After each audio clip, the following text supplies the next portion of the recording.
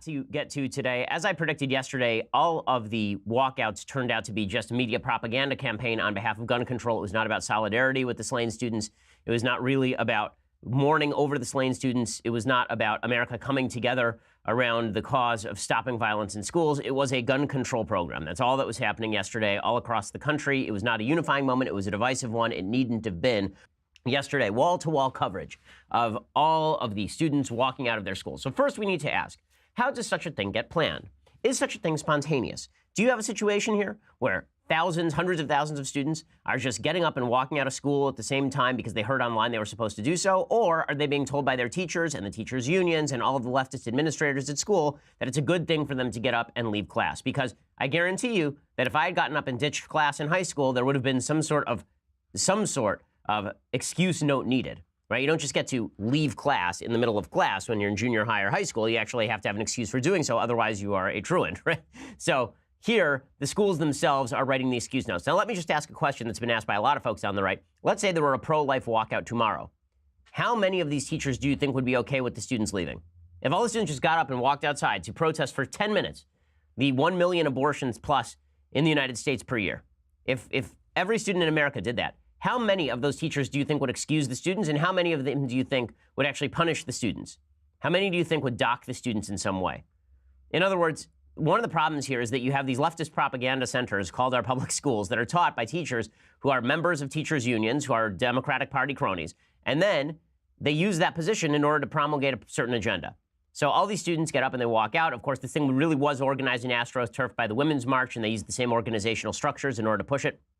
The Women's March, of course, run by some of the worst people on planet Earth, members of the Louis Farrakhan contingent. And so they organized this whole thing as a gun control push. Now, what was so annoying about this, and I discussed it yesterday, read a bunch of letters from students, and I have 1,000 more today. I mean, I must have received at least 250 emails yesterday from students around the country who are upset about how they were treated yesterday during these walkouts. I was hearing from tons of people yesterday that this was going to happen, and then it did, that this turned into a propaganda effort, that this was never about solidarity with the students. That if you said, listen, I'm in favor of gun rights, and I also feel terrible for what happened for the students, that you were treated like garbage. And the most obvious example of this is clip 13. So yesterday, there was a clip that was going around the internet, pretty amazing.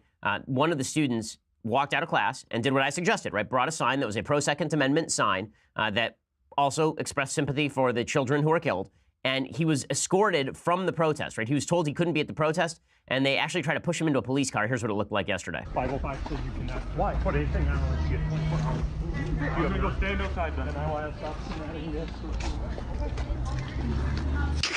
So he was told to leave. He was told he couldn't stand with all of the students because for some reason or other, that was just unacceptable. Now, if he'd been holding a sign that said, "Stop guns now," do you think that would have happened to him? The answer, of course, is no. The video is posted to Facebook by Kenny McDonald, who's a student at New Prague High School in New Prague, Minnesota. The short video does not show what took place before or after the principal singled out the student. Here's what McDonald says. He says, kids at our school today walked out in honor of the 17 students killed in Florida. Students held signs that said, arm our teachers. They had two signs. A student walked out without saying a word, peacefully put up a sign which said, guns don't kill people, people kill people. And he was escorted off the property by our principal and threatened to be put in a police car. This violates the First Amendment and makes me sick that they can do whatever they want. Please make this go viral. So, it's not been verified that the student's story is the entire truth. We'll have to hear from the school exactly what happened. But is there a question that if the student had been holding a sign that said, gun control now, that everything would have been fine for him? I have very little doubt that's the case. It was obvious what the networks were trying to do here. It's obvious what the media were trying to do here. Again, these are the same media who every year ignore the March for Life, which draws hundreds of thousands of people to Washington, D.C., and the coverage is always scant and minimal, even though it's a huge number of young people who are going to that particular march. You have this big school walkout that is sponsored by the left yesterday, and it's widely covered by the media. And of course, they're always, I don't want to slander all the students who walked out as people who are just taking advantage, although I will say that, if I were a student in high school and I had the choice between sitting in class and walking out and ditching, I would ditch, right? That's true for the vast majority of students. So playing it as though all of these students are pro-gun control, I think, is silly. Most students just go along to get along, just like most people go along to get along, particularly when they are told that it makes them morally superior to walk out of class for some sort of cause or another. But there were some students who decided to go wild. In Tennessee, there were some students who tore down an American flag and jumped on a cop car during the walkout, which is just delightful. So you can see them. Here they are. They're walking around. They go over to the flagpole, and they are taking down the American flag. during the walkout, which is just glorious. And here they are rushing a cop car. So this is at Antioch High School, I guess, in Tennessee, and kids making trouble. Not a grave shock there. We saw this before. I mean, last week there was a walkout as well, and it was in California, and there were a bunch of students who essentially went wild. Now, that was not representative of these rallies. The only reason that I'm pointing this out is to point out that young people, who are supposed to be our leaders, sometimes are very stupid. Okay, just like old people are sometimes very stupid. And so conferring upon them some sort of grand intellectual legitimacy because they're young seems to me really, really foolish. This was, in fact, as I say, a left propaganda effort. If you don't believe me, here's what it looked like when Bernie Sanders showed up at the walkout. Right, so no Republicans were invited to the walkout. No Republicans were invited to speak at the walkout. None of them were invited to the steps of the Capitol for the walkout. But Bernie Sanders walked out to join the students in the gun protest, and he was treated like a hero. This is clip 15, actually. Here's what it looked like when he was walking through the crowd.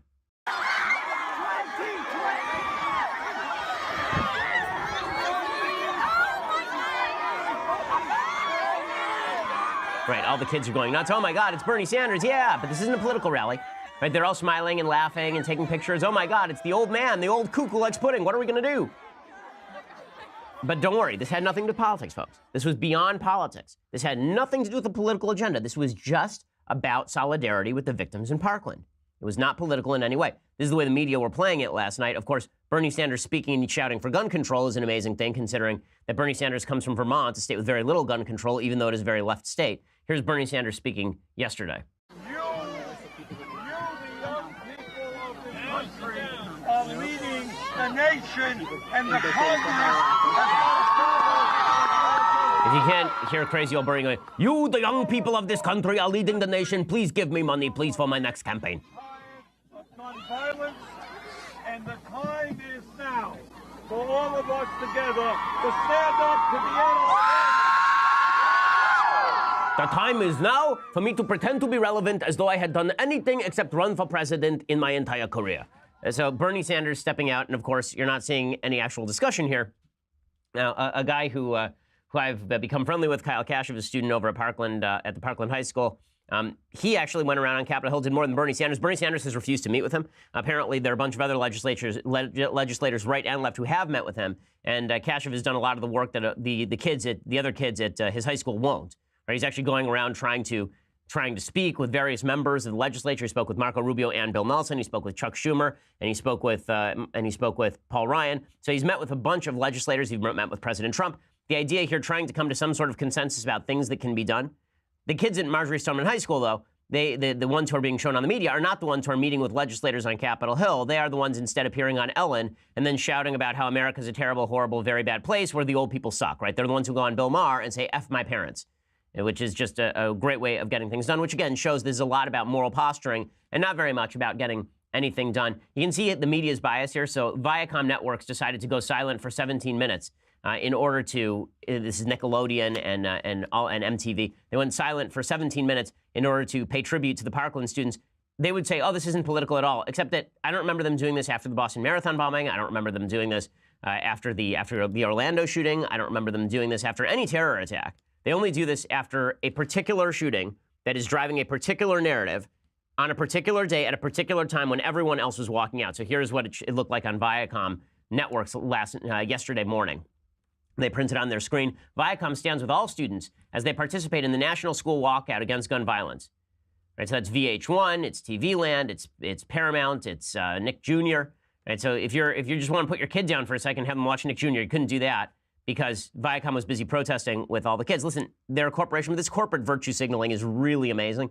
And it's obvious that all the people in Hollywood who proclaim they have no political agenda have a pretty obvious political agenda. They would not do this. If there were a school walkout against the violence of the murder of the unborn, and there are many, many, many more children who are killed in the womb every year than are killed in schools every year, no question Viacom does nothing. And not only does nothing, probably puts on Linda Ellerby to talk about why it is that abortion should be legal. And so there is a political agenda on the part of the media. And this is the part that really is galling. It's the part that kind of makes you sick to your stomach a little bit, is the lie that this is apolitical. I'm fine with you politicking. You want to politic? Go ahead. You want to be pro-gun control? Fine with me. But don't pretend that it's news coverage. When CNN puts on a town hall that is essentially a show trial on behalf of gun control, don't pretend that that's neutral arbiter, that's you being a neutral arbiter of the facts. It is not. And if you're the media and you proclaim all you care about is ratings on the one hand and just pleasing people on the other, entertaining people on the other, then don't claim that this is apolitical, because this is not apolitical. It obviously is